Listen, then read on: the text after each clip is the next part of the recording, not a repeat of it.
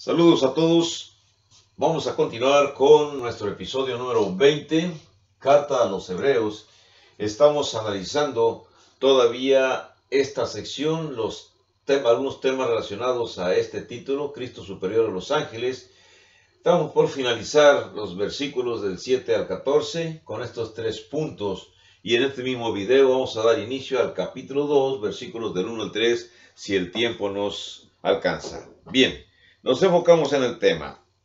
¿Cuál es el conocimiento que la mayoría de la gente tenemos sobre los ángeles? Una pregunta que podemos dar aquí una respuesta generalizada. Miren, en los tiempos neotestamentarios, cuando el Espíritu operaba u operó directamente en los apóstoles, en sus compañeros y en otras personas, tales como Cornelio, en el libro de los Hechos, capítulo 10, a ellos les fueron reveladas grandes verdades. Pablo a menudo era informado de cuándo no iba a ser lastimado en sus viajes, según tenemos en el libro de Hechos, capítulo 18, versículos 9 y 10, o de cuándo sí iba a ser lastimado, según lo tenemos en el libro de Hechos, capítulo 21, versículos 11 al 13. En otras ocasiones, o sea, en otras oportunidades, Pablo no sabía lo que le podía ocurrir, como tenemos en el libro de Hechos 20, 22 al 25. En estas ocasiones en las que no había revelación, Pablo estaba en la misma categoría con nosotros, sin saber lo que podría pasar. Pensó incluso que tal vez tendría que morir en Jerusalén. Decir que uno puede conocer la voluntad de Dios hoy con respecto al futuro de uno, eso es alegar o es decir que tenemos una habilidad para recibir revelaciones divinas del Todopoderoso. Pero tales dones dejaron de prometerse.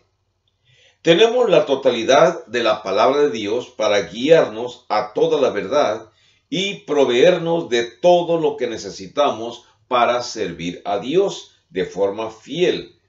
Lo invito a que veamos 2 Timoteo capítulo 3, versos 16 y 17. Dios hace que todas las cosas ayuden a bien a todas las personas que le aman, como se nos informó en el libro de Romanos capítulo 8, verso 28. Esto tiene que implicar la labor de los ángeles en nuestro beneficio. La forma como laboran para tal fin no nos es revelada. Sería tremendo, sería maravilloso darnos cuenta algún día de todas las cosas que los ángeles hicieron por nosotros. Los siguientes pasajes incluyen algunas ideas adicionales sobre las actividades de los ángeles. Tome usted nota. Génesis 19, 17. Números 22, 32. Jueces 6, 12. Salmos 105, 40. Mateo 2, 19 y 20. Lucas 22, 43. Hechos 12, 7 y 23. ¿Qué podemos decir de las apariciones angelicales? Bueno, vamos a ver lo que encontramos. Algunas personas mencionan haber sido testigos de apariciones angelicales o de haber experimentado alguna ayuda de parte de algún ángel. Ahora, ¿podemos nosotros creerle a la evidencia que es informal? ¿Informal que cualquier persona lo dice? No, ya que nuestra fe reside en la revelación divina, según Romanos 10, 17, y no en la imaginación humana. La tragedia es que algunos, al pensar que han experimentado una presencia angelical, dependerán de tal experiencia como evidencia de su salvación. Ahí es donde reside la tragedia. que porque han experimentado la presencia de un ser angelical en su vida, entonces ya se consideran salvados, cuando no es así. Puede que los ángeles, no lo dudamos, estén en algún lugar de la escena. Sin embargo, los ángeles son insignificantes comparados con el Hijo de Dios. Saltaron al primer plano los ángeles por un momento. Sin embargo, Jesús es y siempre será la fuente de nuestra salvación. No nos confundamos. ¿Cuál es la cantidad de ángeles existentes? Con respecto a la cantidad total de ángeles que existen, Hebreos capítulo 12, verso 22, Mateo 26, 53, es fascinante recordar que se requirió de un solo ángel para destruir al ejército asirio compuesto de 185,000 hombres, según se nos relata en Segunda de Reyes, capítulo 19, verso 35. En Segunda de Reyes, capítulo 6, del 15 al 17, fue claro para el criado de Eliseo, cuando les fueron abiertos sus ojos, que los caballos angelicales y carros con conductores angelicales, no lo sabemos, sobrepasaban el número de los soldados arameos o los sirios que rodeaban la ciudad. ¿Cuán a menudo podríamos nosotros estar protegidos por ángeles invisibles? ¿Puede suceder? Claro que sí. Pero no lo sabremos hasta que lleguemos al cielo y sean respondidas todas nuestras preguntas. ¿Qué tan a menudo habrán castigado a la persona malvada los ángeles? Miren, el historiador Josefo escribió acerca de la muerte de Herodes. Sin embargo, no sabía lo que Lucas había revelado en Hechos capítulo 12, verso 23. Esto es, que la muerte fue causada por un ángel. No sabemos nada de los ángeles excepto lo que nos ha sido revelado en las Santas Escrituras. Son seres creados y el adorarlos está estrictamente prohibido, según el libro de Colosenses capítulo 2, verso 18. No podemos hablar de más o de menos acerca de los ángeles. Creemos que existen, pero no tenemos, o las evidencias que podamos tener actualmente, no me son suficientes para obtener mi salvación. Mi salvación consiste cuando yo obedezco, o está efectuada mi salvación cuando yo obedezco el Evangelio. No porque la presencia de los ángeles se haga en mi vida, o que me rodeen, o que me cuiden, o que me protegen. Lo acepto y es correcto. Si acaso así sucede, incluso puedo tener alguna experiencia, pero eso no me garantiza la salvación eterna de mi alma. Eso usted también tiene que estar consciente de esta circunstancia. Nos pasamos al capítulo 2, versículos del 1 al 3, sin borrar lo que está aquí en la parte superior. Ya en el siguiente video, en el 21, ya borraremos. La necesidad actual de prestarle atención con seriedad a toda la información bíblica. Vamos a analizar este punto. Miren, el párrafo inicia con unas frases que se las voy a leer. Dice así el capítulo 3, el capítulo 2, versículos 2 del 1 al 3. Dice así: por tanto, es necesario que con más diligencia atendamos a las cosas que hemos oído, no sea que nos deslicemos. Porque si la palabra dicha por medio de los ángeles fue firme, y toda transgresión y desobediencia recibió justa retribución, ¿cómo escaparemos nosotros si descuidamos una salvación tan grande, la cual, habiendo sido anunciada primeramente por el Señor, nos fue confirmada por los que oyeron? Los que oyeron se está refiriendo desde luego a los apóstoles que después escribieron y nos confirmaron la palabra hablada de nuestro Señor Jesucristo. Vamos a analizar unas cuantas palabras. Miren, esta presente porción de la Escritura la constituye, son las primeras amonestaciones del libro de Hebreos, que advierten contra pecados que abarcan desde el distanciarse completamente de Dios hasta desafiar la palabra de Dios. capítulo 12, versos 14 al 29. El autor de Hebreos se va a disponer, o se dispone en este capítulo, a dar una palabra de exhortación en todo el libro, capítulo 13, verso 22, y va a mantener ese objetivo a lo largo del libro.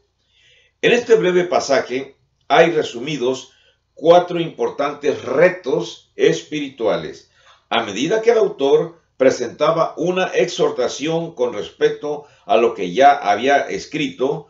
La misma exhortación trataba acerca de los siguientes 4 puntos. Vamos a analizarlos. El primer punto que encontramos: por tanto, es una frase que indica una conclusión, a como aparece en el versículo 1. Dice, por tanto. Ahora, ¿qué significa esto? Por tanto, es una palabra o una frase que indica que se ha llegado a una conclusión. Por supuesto, los versículos 1 al 4 son vistos como un paréntesis en toda la información del libro. Sin embargo, como lo indica la frase por tanto, realmente forman una especie de conclusión al razonamiento que fue presentado en el capítulo 1. El autor concluyó su detallado argumento, pese a que tendría que decir más acerca de ello, al afirmar que el pacto dado por medio de los ángeles no se compara con el que dio Cristo, según dice el versículo 2. No hay posibilidad de escapar si nosotros ignoramos la salvación que provee el nuevo pacto, versículo 3, como acabamos de leer. Comenzando con el versículo 5, este tratado o carta dirige su atención a la insignificante posición de la humanidad y a la forma en que Cristo se nos unió al entrar en la condición humana. El autor exhortó diciendo que se espera más de nosotros, puesto que hemos recibido mayores bendiciones. Recordemos, estamos hablando como los receptores de la carta de los Hebreos. La carta de los Hebreos fue enviada a personas que eran ya cristianas, judíos cristianos, judíos convertidos en cristianos. Entonces el receptor, el mensaje principal va dirigido hacia los cristianos. Si usted no es cristiano y lo escucha, bueno, solamente infórmese, pero por supuesto no van totalmente dirigidos hacia usted. Cuando usted sea cristiano, entonces cuando la exhortación va dirigida hacia usted directamente. Dice más el autor, dice, nosotros hemos recibido mayores bendiciones por medio de un legislador, que es Jesucristo, altamente superior a los ángeles y que fue el mismo que medió la antigua ley, el mediador de la antigua ley. El principio es el mismo que enseñó Jesús. Esto es, que a quien se le da mucho, se le demanda mucho. Quien tiene mucha información, tiene mayor responsabilidad. Quien tiene menos información, tiene menos responsabilidad. Según dice Lucas, capítulo 12, verso 47 y 48, Mateo, capítulo 11, 20 al 24. Los cristianos tenemos mayores revelaciones y bendiciones en Cristo. Por lo tanto, también tenemos mayores responsabilidades. La principal, obedecer y permanecer fiel a Él, que es también una responsabilidad mayor. Ahora bien, siempre se debe hacer una aplicación de la teología. Y el autor de Hebreos tuvo cuidado de incluirla aquí. El autor pasó de teología a aplicación continuamente a lo largo del libro. El reconocimiento de la grandeza de Cristo, sin que se aplique la importancia de ese hecho a la vida, haría que esa gran verdad no tenga casi nada de valor para el lector. En vista de la infinita gracia de Dios, que fue manifestada al enviar a su Hijo al mundo a redimir a la humanidad pecadora, estamos bajo obligación moral de prestarle la más seria atención a la proclamación del Evangelio.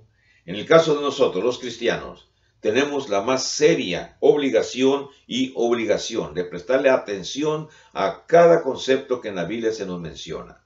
Y a los que no son cristianos, pues se les invita también para que adquieran, si gustan, esta seria responsabilidad. Vamos a ver otra frase aquí. Con atención. La frase con atención, que está en el versículo, versículo 1, capítulo 2, por tanto es necesario que con más diligencia. La palabra más diligencia también significa con más atención. Como estoy leyendo la versión Reina Valera, bueno, en realidad con más diligencia significa con mayor atención.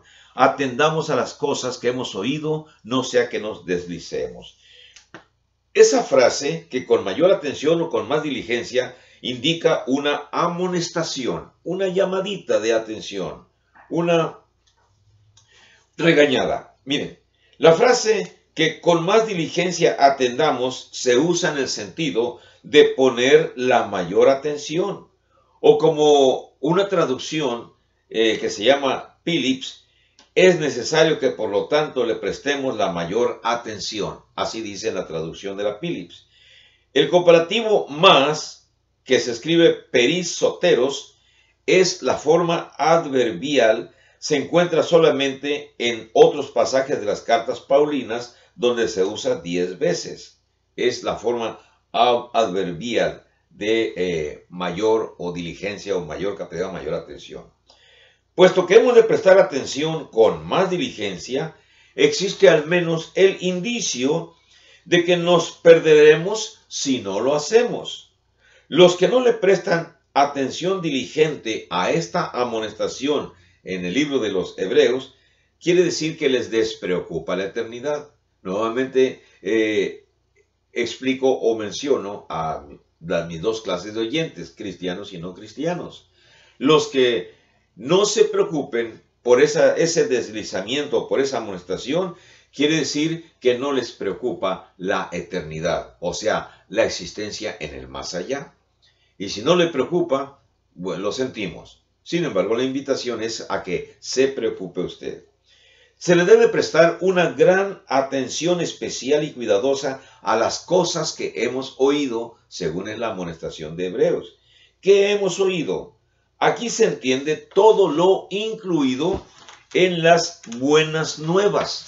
¿Cuáles son las buenas nuevas? La que los apóstoles transmitieron en los siguientes años después de la ascensión de nuestro Señor Jesucristo. Nuestro Señor Jesús se regresa a la derecha del Padre más o menos en el año 33, aceptando el calendario gregoriano actual. Si hacemos una investigación más profunda, sabemos que en realidad hay más o menos 4 años de diferencia. Pero aún así, quiere decir que el Evangelio es el mensaje al cual se le podría poner la mejor atención y que puede ser definido como algo que contiene 4 elementos importantes. Primero, tiene hechos, tiene cosas que se hicieron en las que creemos, porque el tal es la esencia del mensaje. El Evangelio es la esencia del mensaje del Evangelio, que es importantísimo. La síntesis aparece en 1 Corintios capítulo 15, versículos del 1 al 4. Voy a recordar 1 Corintios 15, del 1 al 4, en donde se encuentra la esencia del Evangelio, lo más importante. Me regreso a 1 Corintios capítulo 15 rápidamente y se lo leo para que no se les diga de memoria. 1 Corintios capítulo 15 del 1 al 4. Y vamos a ver aquí los 4 elementos importantes que se mencionan. Noten ustedes. Dijo Pablo a los Corintios, capítulo 15, versos del 1 al 4. Además os declaro, hermanos, el evangelio que os he predicado, el cual también recibisteis, en el cual también perseveráis, por el cual asimismo, si retenéis la palabra que os he predicado, sois salvos, si no creísteis en vano. Porque primeramente os he enseñado lo que asimismo recibí, que Cristo murió por nuestros pecados, conforme a las Escrituras, que fue sepultado y que resucitó al tercer día, conforme a las Escrituras, y que apareció a Cefas y después a los 12. Leí hasta el versículo 5. ¿Cuáles son esos 4 elementos principales que contiene el Evangelio? He explicado cuando enseño el plan de salvación con mayor detalle, pero aquí voy a sintetizar. Los 4 elementos importantes son a lo que fueron enviados los apóstoles. Fueron enviados a enseñar el Evangelio. Y el Evangelio consistía, número uno, en anunciar al pueblo que Cristo Jesús había muerto. Número dos, que Cristo Jesús había resucitado. Número tres, que Cristo Jesús se había ido al cielo. Número 4, que había promesas que Jesús había dejado de que todas las personas que hicieran lo mismo, o sea, de morir, ser sepultados y resucitar, también tendrían lugar con Cristo. Esos 4 elementos importantísimos que se encuentran en el Evangelio es la síntesis precisamente del cristianismo.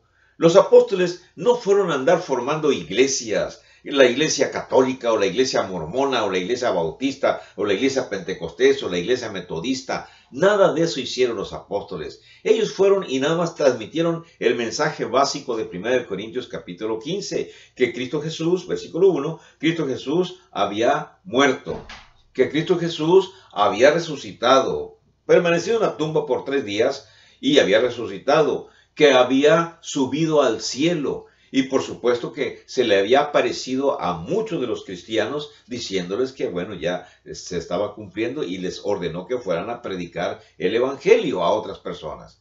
Entonces muchas personas se confunden cuando dicen es que el Evangelio es toda la Biblia o el Evangelio es la información de que existe Dios, la información del cristianismo. Eso no es el Evangelio.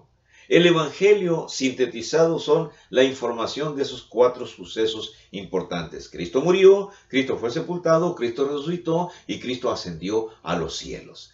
Bueno, me regreso al libro de los Hebreos. Así que,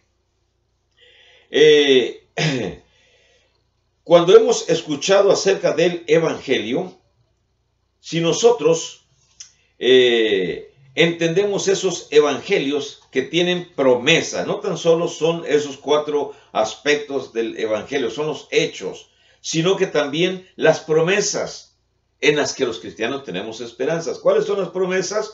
Bueno, tenemos, por ejemplo, en Romanos capítulo 8, 24, tenemos esperanzas. Tito 1:2 también se incluye la esperanza en el cielo, en la vida eterna, en la redención del cuerpo durante la resurrección y en la providencia de Dios en esta vida. Esas son las promesas que tenemos cuando obedecemos el Evangelio. O sea, confiamos, creemos que habrá resurrección, que habrá una transformación de cuerpo y que Dios provee para nosotros en esta vida para que no nos mantengamos fieles y firmes. Por eso, no deslizarse es importante.